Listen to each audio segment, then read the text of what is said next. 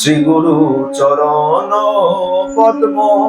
খুব সুন্দর এই পদে বলা হচ্ছে শ্রী গুরু চরণ পদ্ম, বলা হয়নি শ্রী গুরু চরণ গোলাপ ফুল, রজনীগন্ধা, সূর্যমুখী। পদ্ম কেন বললো? রজনীগন্ধা বলতে পারতো, খুব সুন্দর গন্ধ বেরোয়। সূর্যমুখী বলতে পারতো, একটু বড় সড়ো ফুল। পদ্মই কেন বললো? আচ্ছা, পদ্মকে কোনোদিন জলের ভিতরে ডুবে যেতে দেখেছেন? জল যখন বাড়ে, জলের স্তর, পদ্ম কি করে?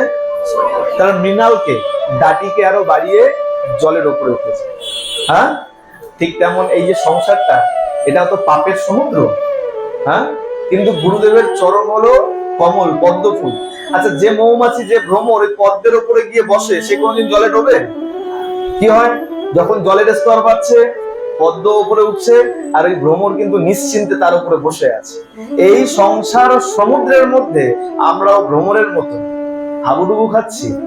কিন্তু যখন আমি গুরুদেবের চরণকে আশ্রয় করব, এই সংসারের যতই পাপ থাক, যতই মায়া থাক, এই সব পঙ্কিলতাকে গুরুদেব তার এই চরণ পদ্মে ঠাঁই দিয়ে আমাদেরকে ওই তার থেকে তুলে তুলে রাখবেন, বাঁচিয়ে বাঁচিয়ে রাখবেন। ডুবতে দেবেন না, কখনো মায়ার মধ্যে হাবুডুবু খেতে তিনি দেবেন না। এই কারণে বলা হয়েছে শ্রী গুরু চরণ পদ্ম। বোঝা গেল? যার চরণটাই পদ্ম, তাহলে তার বাকি অঙ্গে কৃপা কতটা হতে পারে। এ কারণে গুরুর প্রতি নিষ্ঠা যদি না রাখো, এর জীবন কেন কোন জীবনে তুমি গোবিন্দকে পেতে বলিয়ে সদ্গুরুদেব ভগবান কি। যার যে গুরুদেব আছে, যারা গুরুকরণ করেছেন, গুরুকরণ হয়ে যাওয়ার পরে আর কিন্তু কোনো বিচার রাখবেন।